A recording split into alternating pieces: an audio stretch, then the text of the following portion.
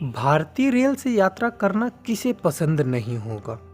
कभी जंगलों के बीच की सुंदर वादियाँ, तो कभी पहाड़ों के बीच गुजरती हुई ट्रेनें, तो कभी नदियों के ऊपर गुजरती हुई ट्रेनें। यात्रा के दौरान ऐसा दृश्य सभी को मनमोहक लगता है और मन को शांति का अनुभव कराते हैं।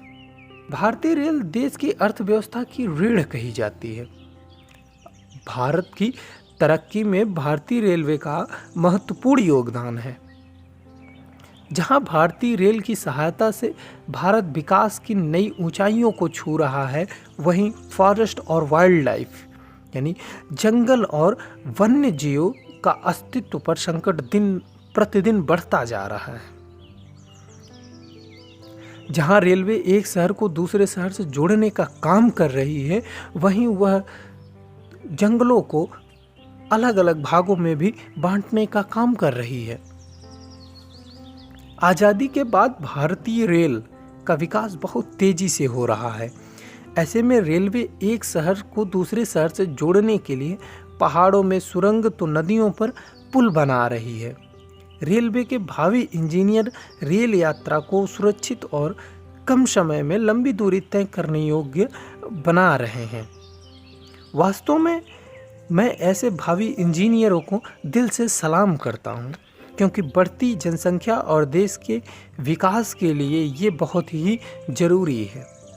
ऐसा कहा जाता है कि यदि किसी शहर या गांव का विकास देखना है, तो उसे उस गांव को रोड कनेक्टिविटी या ट्रेन कनेक्टिविटी कर बड़े शहरों से जोड़ दो, जो 100% सत्य है।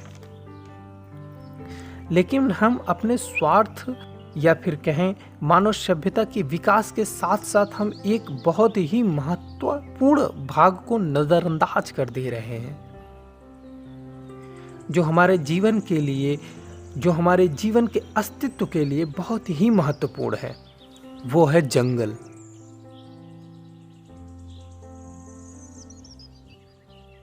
ये तो सत्य है कि हम बढ़ती आधुनिकता को रोक नहीं सकते, लेकिन इससे होने वाले विनाश को कम किया जा सकता है।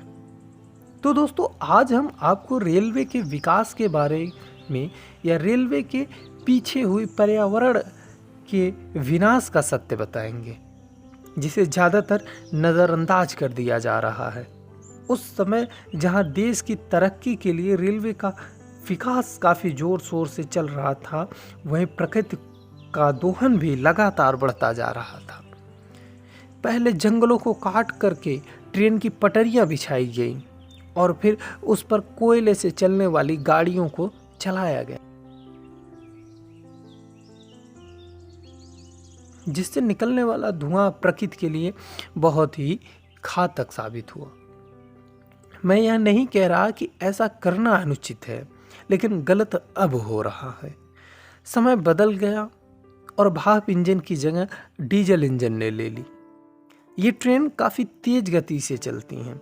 ऐसे में जंगल से गुजरते समय जाने कितने जंगली जीव इनसे कट करके मर जाते हैं। ऐसे कई हादसे होते हैं जहां ट्रेन जंगली जानवरों से टकरा करके दुर्घटनाग्रस्त हो जाती है। जो ट्रेन जंगलों से गुजरती है, वहां वाइल्ड लाइफ की जान का खतरा तो बना रहता है। ऐसे में यदि जानवर छोटा हो तो ट्रेन के लिए कम घातक होता है, और यदि जानवर बड़ा हो तो ट्रेन के लिए बहुत बड़ा खतरा होता है।